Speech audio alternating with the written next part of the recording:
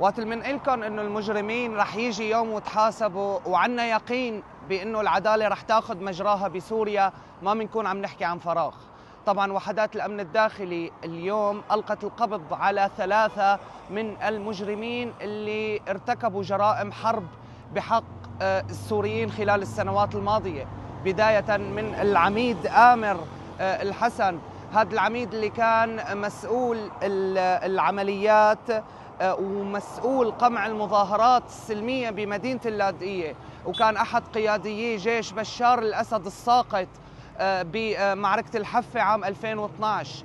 أيضا تم إلقاء القبض على غيث شاهين، وهو العميد الركن قائد كتيبة بالفرقة 18 دبابات، والمتورط بقصف أهلنا بالقصير عام 2012. وأيضا إطباق الحصار على نزار شاهين هذا العقيد اللي المتهم بارتكاب جرائم حرب طالت أهلنا بمدينة القصير.